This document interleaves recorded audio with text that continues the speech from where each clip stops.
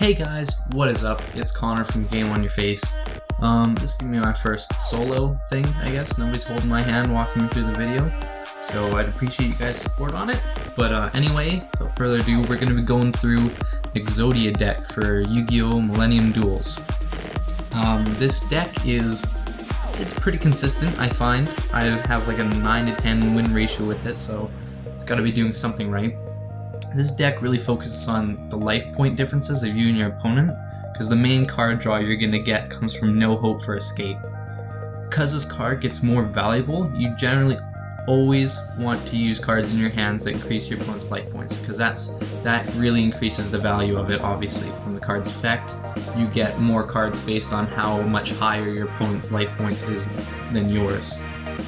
So you see me leading off with these upstart goblins before I do anything else, because it increases his life points as well as gives me a pretty good pace for my own card draw. Now, as for the Reckless Greeds, by themselves they aren't so good, but there's a trick to using them. If you activate more than one Reckless Greed in the same turn, you get to accumulate a card draw, but still only get penalized 2 turns. So they're really good. They're the best to do in combination with each other, otherwise you're just kind of hurting each other. Now, during the start of the duel, it's okay to let your opponent damage you, as long as it doesn't get you below like 3,000 life points. 4,000 is kind of like the magic zone, because it costs 1,000 life points to use No Hope for Escape, and that's kind of like your ace up your sleeve.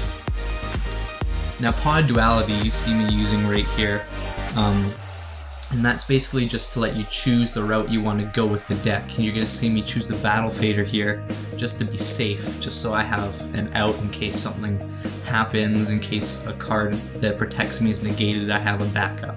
It's always good to have backups in this kind of deck, because you're trying to be safe at lower life points so you get more value out of your cards.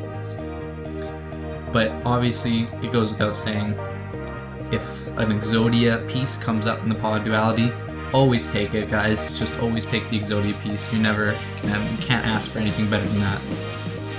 You see me use the Reckless Greeds here, because I feel like I need more options in my hand just to be safe. And what that's going to allow me to do is, if something goes wrong, I have a lot to back up on. Now here I actually misplay, but it's not such a big deal. I probably should have played 1 day of peace just to cycle through. Increase my chances with the deck size being lowered for a card to come up as Exodia. That's alright, because a card of Exodia came up anyway. I'm going to use 1 day of peace, guys. It's a good filler card for when you have like a kind of lull in your combos. It just really helps you cycle through the deck, and also gives you that protection for the next turn. Now, you're going to see me put down the No Hope for Escapes right now, and that's because I feel like I'm getting to the point where I need to really combo through and start getting through my deck and finding the rest of these pieces of Exodia.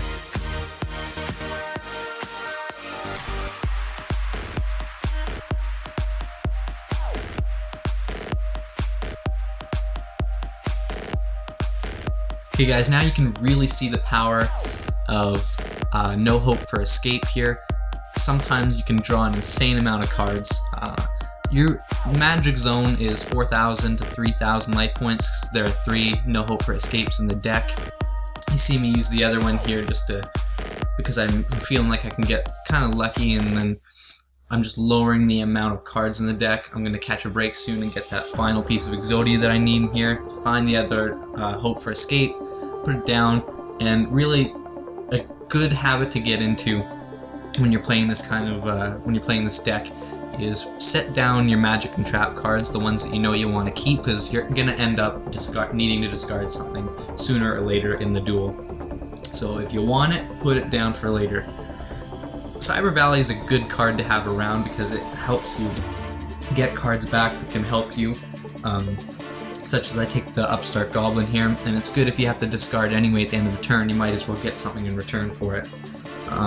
And Mirror Force isn't really that useful in this deck, but you need to take everything with a grain of salt. There's exceptions to every rule.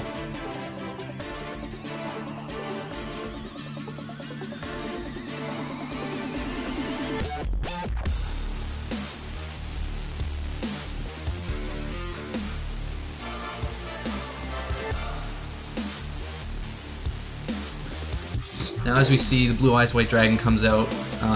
Really not that afraid of it, because with this deck you gotta have backups on backups on backups. If this Waboku got negated, I had a Battle Fader in my hand, so it's just always about being prepared for with this deck, guys. And we see the Upstart Goblin come out again, just really trying to cycle through the deck before I use Hope for Escape, so that gives me the best chance of finding that last Exodia piece.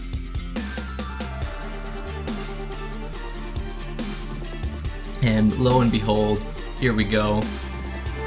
Right there, there's the Exodia piece, guys. 11 cards left, so it could have gone on for a little bit longer, but we still would have been safe.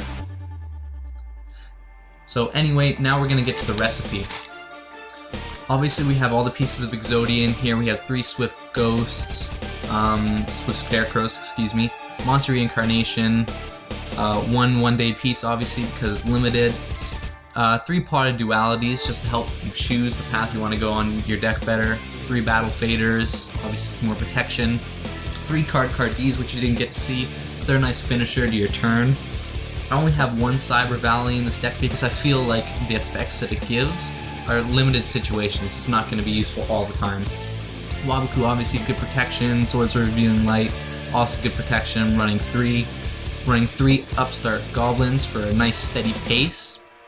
And here is the real kind of crux of this deck, guys. The gift card and no hope for escape combo. But really, you can get some crazy combinations going off here, and you can get up to like 10 card draws. Reckless Greed, as I said, really works well when you combo them together. And that's basically all that there is to this deck, guys. You just gotta play it slow, bide your time, always be safe with the deck, is basically what it comes down to.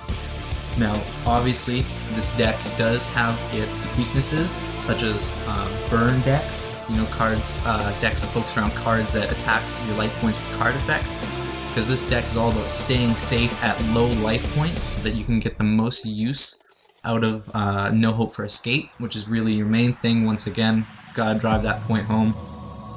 So you have to be really cautious when you're getting down to those low life points, that you're still being, you know, you still have enough so that you can take a couple hits from cards that just burn your life points directly.